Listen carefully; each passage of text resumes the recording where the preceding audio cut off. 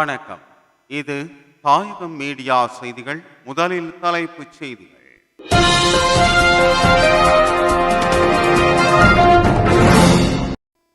முள்ளிவாய்க்கால் நினைவு வாரத்தை முன்னிட்டு பல பகுதிகளிலும் முள்ளிவாய்க்கால் கஞ்சி வழங்கல். மாபெரும் பரதநாட்டிய பயிற்சிக்கான கின்னஸ் உலக சாதனை முயற்சி. தையிட்டி பவானி வீதி மீட்பு விவகாரம் விதிக்கப்பட்டுள்ள உத்தரவு. போதைப் பொருளுடன் சிக்கி 23 பிக்குகள் பிறப்பிக்கப்பட்ட அதிரடி உத்தரவு. ரணில் சுமந்திரன் உட்பட பலர் ஜனாதிபதிக்கு எதிராக பிரதமர் நீதியரசரிடம் முறைப்பாடு. இலங்கையில் சிறையில் உள்ள தமிழக கடற்றொழிலாளர்கள் முதலமைச்சர் விஜயிடமிருந்து பறந்த கடிதம். ஈரானிய போர் விமானங்களுக்கு பாகிஸ்தான் அடைக்கலம். வெளியான பரபரப்பு தகவல். இலங்கை பெண்கள் ஏ கிரிக்கெட் அணியில் இடம் பிடித்த சயிந்தினி.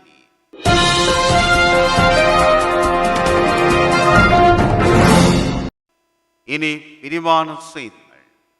முள்ளிவாய்க்கால் இனப்படுகொலை நினைவேந்தல் வாரத்தின் முதல் நாள் நினைவாக ஜனநாயக போராளிகள் கட்சியினரால் பருத்தித்துறை நகரில் முள்ளிவாய்க்கால் இனப்படுகொலை செய்யப்பட்ட மக்களுக்காக அஞ்சலி நிகழ்வுகள் ஆரம்பிக்கப்பட்டன. பருத்தித்துறை நவீன சந்தை தொகுதியில் பருத்தித்துறை நகரசபை உறுப்பினர் ஏ ஜெயகோபி தலைமையில் மதியம் 12 மணியளவில் இடம்பெற்ற நிகழ்வில் முதல் நிகழ்வாக படுகொலை செய்யப்பட்டவர்களுக்காக மெழுகுவர்த்தி ஏந்தி அஞ்சலி செலுத்தப்பட்டதனை தொடர்ந்து முள்ளிவாய்க்கால் இறுதி யுத்தத்தில் மக்கள் பருகிய உப்பு கஞ்சி பரிமாறப்பட்டது. இதில் ஜனநாயக போராளிகள் கட்சியின் தலைவர் சி வேந்தன், பருத்தித்துறை பிரதேச சபை உறுப்பினர்களான கிருஷ்ணகோபால், கலைச்செல்வன், அகஸ்டின், முன்னாள் பருத்தித்துறை பிரதேச சபை உறுப்பினர் நாகர்கோவில் குட்டி, பருத்தித்துறை நகர சபை உறுப்பினர்களான ஜெயானந்தம், ஜெயகோபி, ஸ்ரீகண்ணன், ஸ்ரீபிரகாஷ் மற்றும் அரசியல் பிரதிநிதிகள், வர்த்தகர்கள், பொதுமக்கள் என பலரும் கலந்து கொண்டனர். இதேவேளை தமிழரசு கட்சியினால் தொண்டைமானாறு சந்நிதி முருகன் ஆலயத்தில் இந்நிகழ்வு ஆரம்பிக்கப்பட்டது. இதன் ஆரம்ப நிகழ்வாக சந்நிதி முருகன் ஆலயத்தில் ஆரம்பித்து வைக்கப்பட்டது.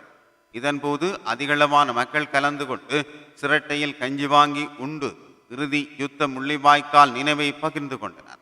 இலங்கை தமிழரசு கட்சியின் முன்னாள் வடமாகாண சபை உறுப்பினர் சந்திரலிங்கம் சுகிர்தன் தலைமையில் பிரதேச உறுப்பினர்கள், பொதுமக்கள் கலந்து கொண்டு பொதுமக்களுக்கு கஞ்சி வழங்கினர். இதேபோன்று கட்டைக்காட்டில் முள்ளிவாய்க்கால் கஞ்சி காய்ச்சப்பட்டு முள்ளிவாய்க்கால் இனப்படுகொலை நினைவேந்தலை ஆரம்பித்துள்ளனர். கட்டைக்காடு கிராம மக்களால் ஏற்பாடு செய்யப்பட்ட முள்ளிவாய்க்கால் கஞ்சி வழங்கும் நினைவேந்தலில் வீதியால் சென்று வரும் அனைவருக்கும் தேங்காய் சிரட்டையில் வழங்கப்படுகின்றமை குறிப்பிடத்தக்கது.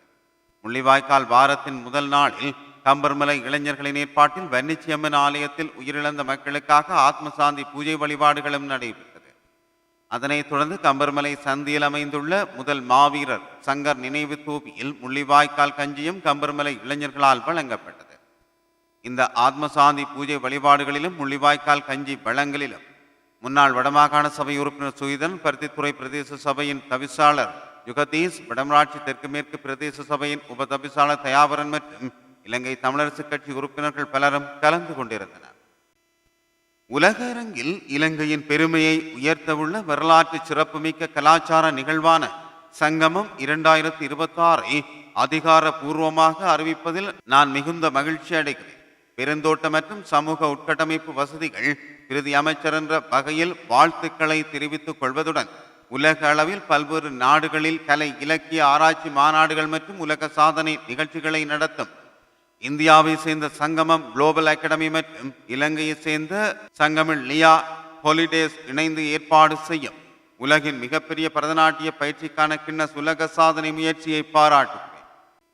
தென்னிந்தியாவில் நடைபெற்ற அயலக தமிழர்களின் மாநாட்டில் பங்கேற்ற போது இந்தியா, ஆசியா, இலங்கை வர்த்தகம் மற்றும் தொழில் சம்மேளன தலைவர் மற்றும் சங்கமம் குளோபல் அகாடமி நிர்வாகிகளுடன் கலந்துரையாடி அந்த சந்திப்பின் போது இலங்கையின் கலாச்சார பெருமையை உலக அரங்கில் உயர்த்தும் வகையில் இந்த உலக சாதனை முயற்சியை இலங்கையில் முன்னெடுக்க தீர்மானிக்கப்பட்டது. இந்த மாபெரும் நிகழ்வில் 5000க்கும் மேற்பட்ட பரதநாட்டிய கலைஞர்கள் பங்கேற்க உள்ளனர்.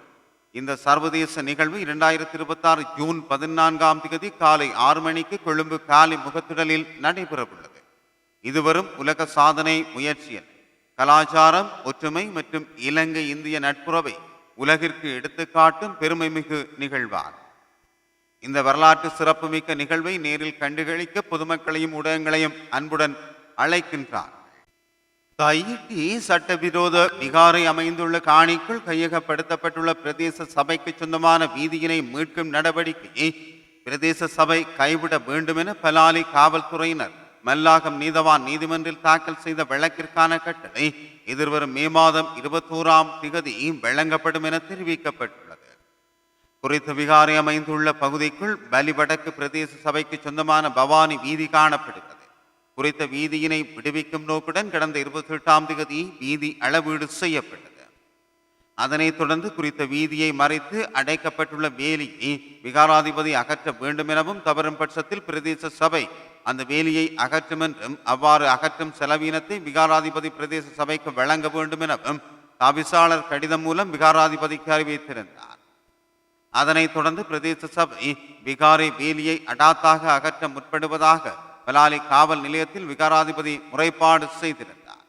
முறைப்பாட்டின் பிரகாரம் தவிசாளரை பலாலி காவல்துறையினர் அழைத்து வேலியை அகற்றினால் இனங்களுக்கிடையில் பிரச்சனைகள் ஏற்பட்டு நல்லிணக்கத்திற்கு பாதிப்பு ஏற்படும் என்றும், எனவே வேலியை அகற்றும் பணிகளை கைவிட வேண்டும் எனவும் அச்சுறுத்தும் தொனியில் தெரிவித்துள்ளனர். அதற்கு தவிசாளர் மறுப்பு தெரிவித்து பிரதேச சபைக்கு சொந்தமான வீதியை விகாராதிபதியை அடாத்தாக கையகப்படுத்தி வைத்திருப்பதாகவும், வீதியை விடுவிக்க நடவடிக்கை எடுப்போம் எனவும் உறுதியாக தெரிவித்திருந்தார். அந்த நிலையில் கடந்த வெள்ளிக்கிழமை பலிவடக்கு பிரதேச சபை வீதியை மீட்கும் பணியை கைவிட வேண்டும் என்றும், அதற்கு எதிராக நீதிமன்றம் தடை உத்தரவு வழங்க வேண்டும் எனவும் பலாலி காவல்துறையினர் மல்லாகம் நீதிமன்றில் மனு தாக்கல் செய்தனர். குறித்த மனு மீதான விசாரணையின் போது ஒருதலை பட்சமாக விசாரணை செய்ய முடியாது என கூறிய நீதிமன்றம் பலிவடக்கு தவிசாளர் மற்றும் பிரதேச சபை செயலாளர் ஆகியோரை நேற்றைய தினம் மன்றில் முன்னிலையாகுமாறு அழைப்பு விடுத்திருந்தது. அதன் பிரகாரம் தவிசாளர் மற்றும் பிரதேச சபை செயலாளர் ஆகியோர் மன்றில் முன்னிலையான நிலையில் அவர்கள் சார்பில் ஜனாதிபதி சட்டத்திரணி எம் ஏ சுமந்திரன் முன்னிலையாகி தமது தரப்பு வாதங்களை முன்வைத்தார். அதனைத் தொடர்ந்து குறித்த வழக்கின் மீதான கட்டளைக்காக எதிர்வரும் 21ஆம் தேதிக்கு நீதிமன்றம் திகதியிட்டுள்ளது. அதேவேளை முறைப்பாட்டாளரான விகாராதிபதி மன்றில் முன்னிலையாகி இருக்கவில்லை என்பது குறிப்பிடத்தக்கது.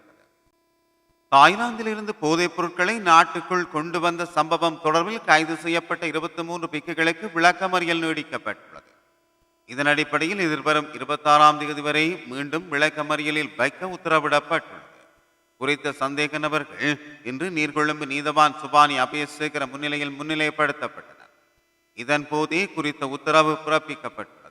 குறித்த பிக்குகள் கடந்த ஏப்ரல் மாதம் 25ஆம் தேதி நாட்டிற்கு திரும்பிய போது கொண்டு வந்த பயணப்பொதிகளில் இருந்து 112 கிலோகிராம் குஸ் மற்றும் கேஸ் போதைப் பொருட்கள் கைப்பற்றப்பட்டன. இதையடுத்து கட்டுநாயக்க விமான நிலையத்தில் வைத்து அவர்கள் கைது செய்யப்பட்டனர்.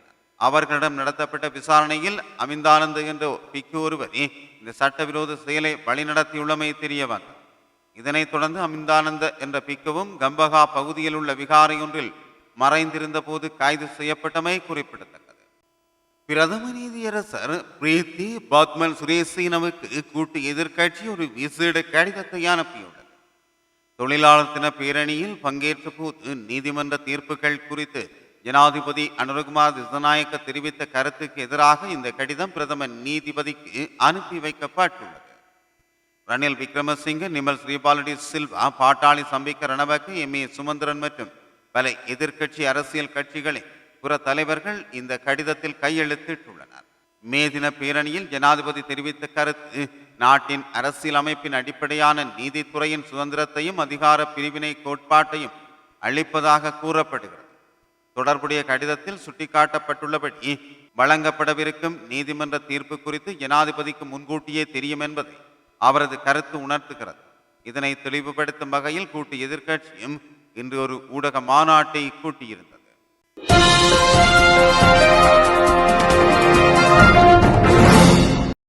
இந்திய செய்தி.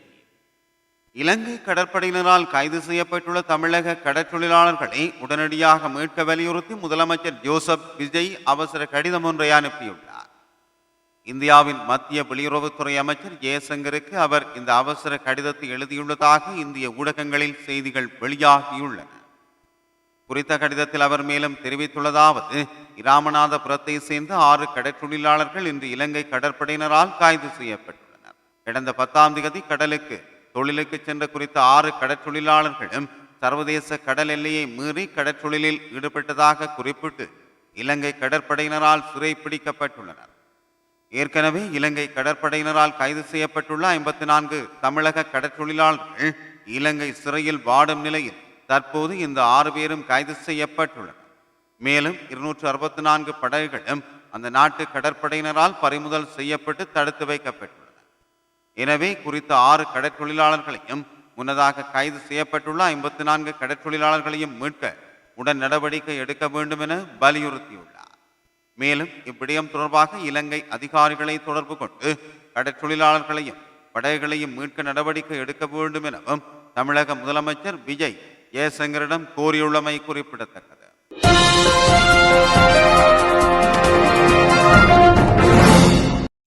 வெளிநாட்டு செய்தி.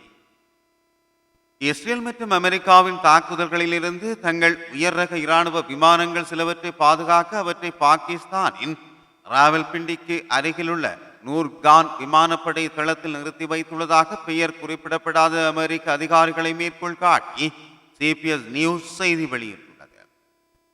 அமைதி பேச்சில் நடுவராக செயற்படும் நிலையில் பாகிஸ்தானின் இந்த செயல் அமெரிக்காவிற்கு அதிர்ச்சியை ஏற்படுத்தியுள்ளது. ஏப்ரல் மாத தொடக்கத்தில் ஜனாதிபதி டொனால்ட் ட்ரம்ப் ஈரானுடன் போர் நிறுத்தத்தை அறிவித்த சில நாட்களுக்கு பிறகு ஈரானிய விமானப்படையின் RC-130 உளவு மற்றும் புலனாய்வு விமானம் உட்பட பல விமானங்களை ஈரான் நூர்கான் விமான தளத்திற்கு அனுப்பியதாக அந்த அதிகாரிகளை மேற்கோள் காட்டி அந்த ஊடகம் தெரிவித்துள்ளது. இந்த கூற்றை ஒரு மூத்த பாகிஸ்தான் அதிகாரி நிராகரித்தார். அந்த அதிகாரி கூறியதாக சிபிஎஸ் நியூஸ் தெரிவிக்கையில், நூர்கான் தளம் நகரத்தின் மையப்பகுதியில் உள்ளது. அங்கு நிறுத்தப்பட்டுள்ள ஒரு பெரிய விமான குழுமத்தை பொதுமக்களின் பார்வையில் இருந்து மறைக்க முடியாது. இதேபோல் தனது சில சிவிலியன் விமானங்களை அண்டைய நாடான ஆப்கானிஸ்தானிலும் ஈரான் நிறுத்தி வைத்துள்ளதாக கூறப்படுகிறது. ஒரு மகா ஏர் பயணிகள் விமானம் ஆப்கானிஸ்தானில் தரித்து நிற்பதாக ஆப்கானிஸ்தான் சிவில் விமான போக்குவரத்து அதிகாரி ஒருவர் கூறியதாக சிபிஎஸ் நியூஸ் மேற்கோள் காட்டியுள்ளது. அதே நேரத்தில் நாட்டில் எந்த ஈரானிய விமானமும் இருப்பதை தலிபான் செய்தி தொடர்பாளர் ஜபிஹுல்லா முஜாஹித் மறுத்துள்ளார். அமெரிக்க ஜனாதிபதி டிரம்பின் நெருங்கிய சகாவான செனட்டர் லிண்டி கிரஹாம் இந்த தகவல் உண்மையாக இருந்தால் ஈரான் அமெரிக்க பேச்சுவார்த்தையில் பாகிஸ்தான் வகிக்கும் பங்கை மறுபரிசீலனை செய்ய வேண்டும் என குறிப்பிட்டுள்ளார்.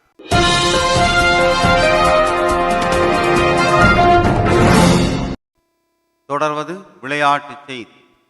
மன்னாரை சேர்ந்த கிரிக்கெட் வீராங்கனையான சயந்தினி இலங்கை பெண்கள் கிரிக்கெட் அணியில் இடம் பிடித்துள்ளார். இவர் மன்னார் புனித பற்றிமா மகா வித்தியாலயத்தின் பழைய மாணவியாவார். 23 வயதுக்குட்பட்டு இலங்கை மகளிர் குழாத்திலும் சயந்தினி இடம்பெற்றிருந்தார்.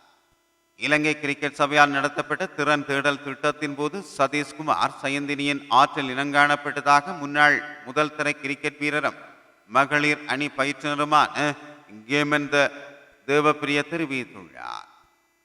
வலது கை வேக பந்து வீச்சாளரான சயந்தினி சற்று வேகமாக பந்து வீசக்கூடியவர் எனவும் போட்டி அனுபவங்களின் மூலம் இன்னும் முன்னேற்றம் அடைவார் என நம்புவதாகவும் தேவப்பிரிய குறிப்பிட்டுள்ளார். இலங்கைக்கு வருகை தந்துள்ள நியூசிலாந்து மகளிர் அணியை ஒருநாள் கிரிக்கெட் தொடரில் சயந்தினி பங்கேற்க உள்ளார். இலங்கை அணிக்கும் நியூசிலாந்து அணிக்கும் இடையில் 3 போட்டிகள் கொண்ட ஒருநாள் கிரிக்கெட் தொடரும் 3 போட்டிகள் கொண்ட T20 தொடரும் ரங்கிரி தம்புள்ளை சர்வதேச கிரிக்கெட் விளையாட்டு அரங்கில் நடைபெறவுள்ளது. இலங்கை மகளிர் அணியின் தலைவியாக சத்யா சாந்திப்பனி நியமிக்கப்பட்டுள்ளார். இது தாயகம் மீடியா செய்திகள். தொடர்ந்தும் இணைந்து